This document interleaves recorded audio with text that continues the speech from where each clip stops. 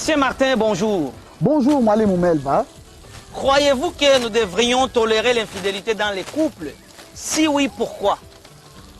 Eh bien, la réponse est non. La réponse est non. Je ne dirais pas qu'on peut tolérer ça.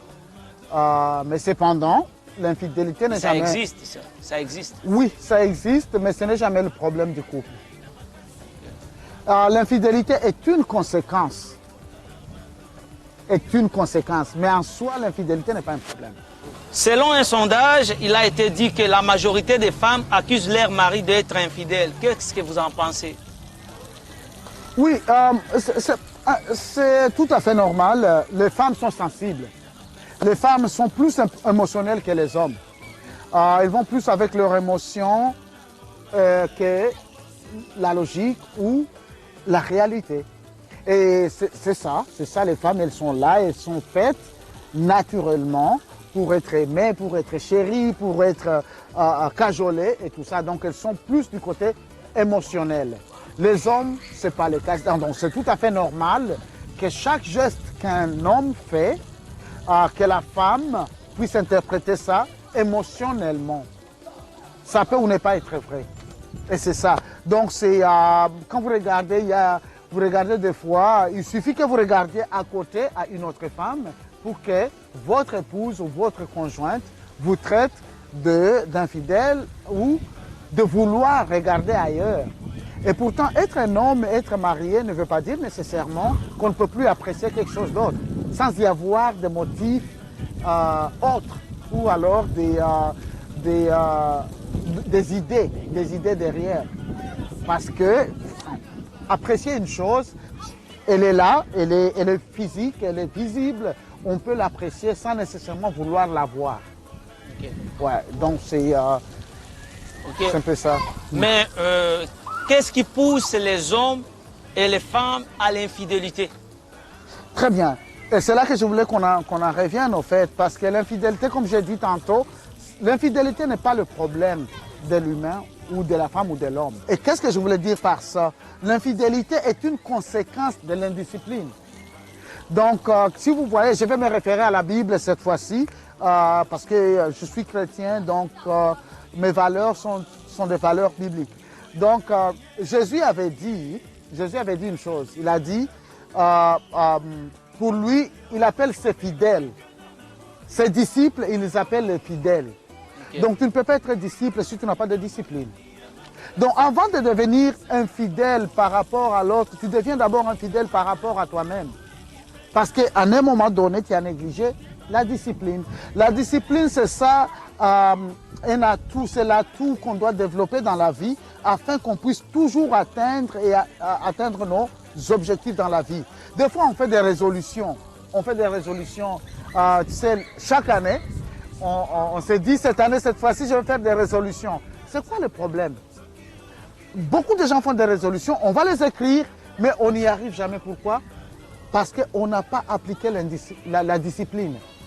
Et c'est ça donc que les gens négligent. Et donc, une fois qu'on néglige cette discipline-là, c'est d'abord envers nous-mêmes. Ce n'est que là que ça peut aller vers les autres. Et donc, si on ne fait pas la discipline pour nous-mêmes, pour atteindre nos objectifs, ce sera beaucoup plus facile de le faire contre les autres. Et donc, pour moi, l'infidélité est une conséquence directe du manque de discipline dans la vie. Et donc, c'est encore plus personnel que contre une autre personne. Monsieur Martin, oui. Pensez-vous que l'infidélité est à la base des séparations de plusieurs couples? Parce que là, on attend, les autres disent l'argent qui est à la source de ça. Mais d'après vous, est-ce que c'est vrai? Moi, je dirais que c'est vrai. Et d'ailleurs, je le dirais à 90%. Parce que si moi, je peux faire la corrélation entre le manque de discipline et l'infidélité, alors là, je vais dire que c'est vraiment l'infidélité à la base. C'est vraiment l'infidélité à la base. Parce que, écoutez, quand on arrive à dire que non, le problème d'argent, c'est parce que quelqu'un, quelque part, a déçu l'autre par rapport à la gestion d'argent. Et donc, ce qui fait qu'il y a eu manque de discipline à un moment donné, manque de discipline financière pour arriver là-bas. Que ce soit des relations extramaritales, donc quelqu'un a manqué de discipline à rester engagé à la personne qu'il a choisie et puis il est allé ailleurs. Donc c'est toujours ça. Pour moi, ça revient toujours à la discipline et donc par conséquent à l'infidélité. Donc l'infidélité, elle n'est pas nécessairement émotionnelle ou relationnelle. L'infidélité est financière, l'infidélité est à chaque niveau. À chaque niveau, on peut voir la conséquence d'infidélité dans les couples. Et c'est ça qui entraîne, qui fait que les gens ne se fassent plus confiance. Parce qu'à chaque fois qu'on n'arrive pas à donner à l'autre ce qu'on lui avait promis, ou alors c'est à quoi il s'attendait, ça devient infidèle. Il te traite d'infidèle, alors ça devient infidélité. Et donc pour moi encore le vrai problème d'infidélité, c'est vraiment le manque de discipline. Et donc l'argent et tout ça, ça devient, donc ça, tout ça ce sont des conséquences de manque de discipline. C'est pourquoi l'infidélité, elle peut être considérée comme la base de pourquoi est-ce que beaucoup de couples se séparent ou se disloquent et pour ça, quoi. C'est ma façon de voir les choses. Ouais. Bon, on comprend qu'on ne généralise pas tout le monde dans cette question. Vous savez, vous dites que vous êtes chrétien Oui. et vous devrez défendre tes valeurs. Oui. Mais dans la Bible aussi, nous voyons que le roi David, y compris même plusieurs hommes de Dieu, le Ibrahim, puis le roi Salomon, ils avaient plus de 10 femmes. Alors, est-ce que c'est une coïncidence? Merci. Et ça alors, ça c'est vraiment une très bonne question parce que je me rappelle dans la Bible, Dieu avait donné un témoignage de David, elle a dit l'homme après mon cœur.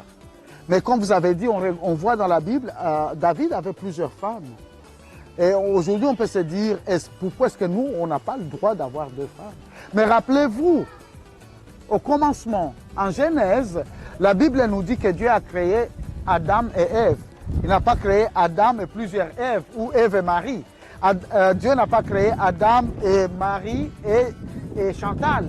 Donc c'était vraiment Adam et Ève. Pourquoi est-ce qu'on est rendu là où on est rendu? Le problème, comme j'ai dit tantôt, ce n'est pas qu'on a fait une erreur, mais rester dans l'erreur. C'était dans l'erreur. On peut faire une erreur et puis Dieu va nous pardonner. Et puis, la configuration des familles de l'Ancien Testament, là où Dieu voulait d'abord que la terre soit remplie, est complètement différente d'aujourd'hui. Okay. Aujourd'hui, on se dit, quand on regarde, on ne peut pas se dire que non, parce que David en avait 300, je peux en avoir 300. Toutes les femmes qui viennent à nous, aussi des moyens, ça dépend d'abord des moyens, parce que les femmes... De la culture aussi. Exactement. Et donc pour ça, moi je me dis, on peut avoir 200 enfants aujourd'hui. On sait le devoir d'un père envers ses enfants. La Bible dit qu'un homme qui est bon doit laisser l'héritage à ses enfants et ses arrière-petits-fils. Ouais. Alors, toi aujourd'hui qui te dis que tu peux avoir 200 enfants, qu'est-ce que tu vas leur laisser? Tu vas laisser quoi à ces enfants-là? Donc si on ne peut pas répondre à cette question-là, ça devient difficile. Je ne dis pas que non, je ne donne pas la licence aux riches d'avoir plusieurs femmes, non. Comment est-ce que tu vas les gérer? Parce que comme j'ai dit, la femme est un être émotionnel. À un moment donné, on n'a pas assez d'émotions à donner à toutes ces femmes-là. C'est pourquoi on se limite à une seule où on peut être fidèle, où on peut avoir une discipline, se dire non, je reste engagé à cette femme et puis c'est fini. Est-il facile de savoir qu'est-ce que les femmes veulent envers les hommes? Est-il facile? Moi je dirais non, c'est pas facile. Ce n'est même pas difficile, c'est impossible. C'est impossible. Juste terre à terre comme ça, hein? On peut faire des blagues avec, mais terre à terre. Quand Dieu a créé la femme, l'homme était où? Dieu s'est rassuré que l'homme dort. Il y a eu des secrets que l'homme, la femme et Dieu se sont dit que nous les hommes on ne saura jamais. Donc on ne peut pas dire qu'on peut comprendre les femmes à 100%, non. Et d'ailleurs, même des recherches scientifiques ont prouvé que les femmes elles arrivent à la maturité plus rapidement que les hommes. Aussitôt qu'une petite fille est née, elle commence déjà à gérer. Elle commence, tous les jouets qu'une petite fille va avoir, toujours nourrir, toujours faire ceci, afin de subvenir la responsabilité. Voilà, responsabilité. Ouais. À ce moment-là, nous les hommes, nous les garçons, on est en train de jouer avec des jouets qui n'ont rien à voir avec la vie. Donc on est là. Et puis une chose aussi, j'avais vu, une fois j'avais suivi des recherches qui ont été faites que l'homme, il est capable de rester comme ça pendant des minutes sans penser. Comme ça. La femme. Sans réfléchir, l'homme. L'homme, ok. La femme n'est pas en mesure de faire ça. Okay. Elle est toujours multitask. Pendant qu'elle fait celle-ci, elle fait celle-là, elle fait celle-là. Donc elles sont vraiment en réalité plus responsables que les hommes, bien que nous les hommes, on n'arrive pas à accepter ça. Et donc elles ont toujours tendance à être stables. Donc nous, on ne peut pas les comprendre à 100%, on ne les comprendra jamais à 100%. Et un homme qui te dit qu'il a compris sa femme et tout ça, non, il n'est pas marié. Ceux qui sont mariés, ils savent bien qu'on ne peut pas comprendre les femmes. Okay, il faut les laisser telles qu'elles sont. Ok, M. Martin, oui. Tant que tu parles de la Bible, là, nous voyons dans la Bible, sur la question des mariages, oui.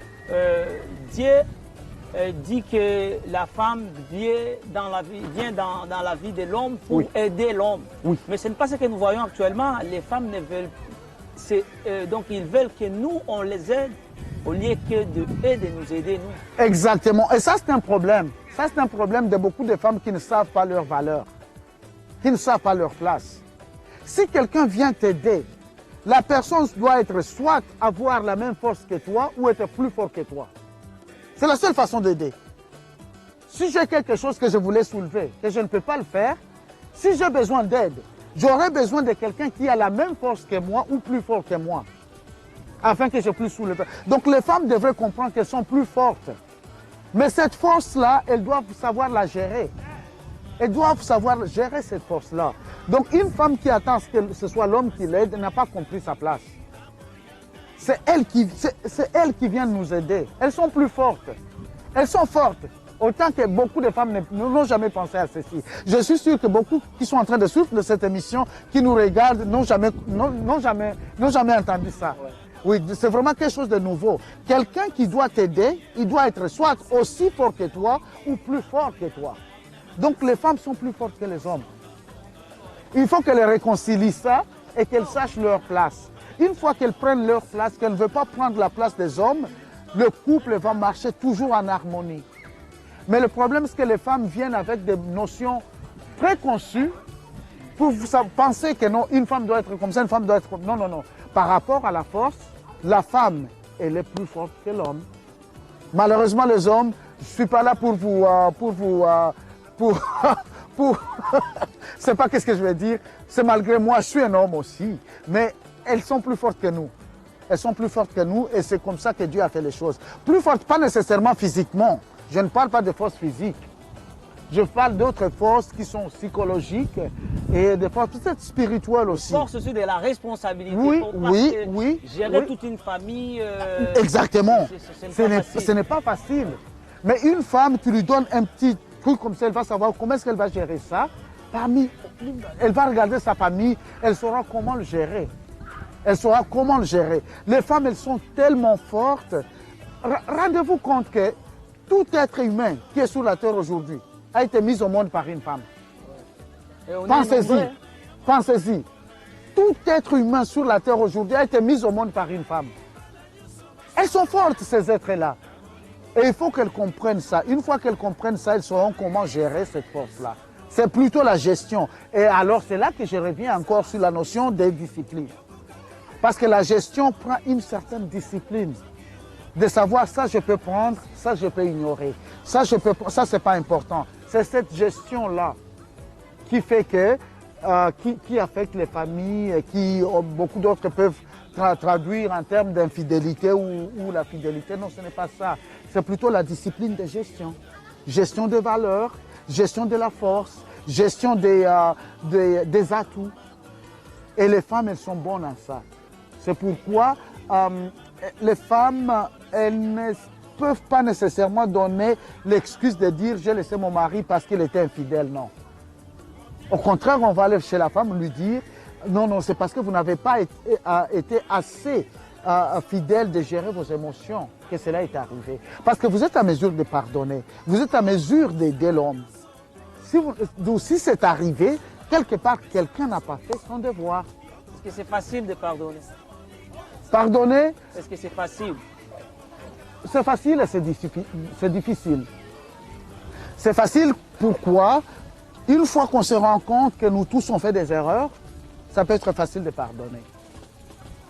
Si on peut gérer encore cette notion-là, de savoir quand est-ce que je peux discipliner tout ça, quand est-ce que je peux tolérer, ça détermine comment est-ce que ça va être facile ou pas facile de pardonner. Pardonner. Monsieur Martin, merci beaucoup de pouvoir Je vous en prie. répondre à nos questions à l'émission Mwalimu Nipe Usemi, Mwalimu Nina Swali. S'il y a des commentaires, les suggestions, veuillez les envoyer à l'adresse qui s'affiche. Je vous remercie. C'est Mwalimu Melva Bwenge du Uvira Vision Nouvelle à Toronto.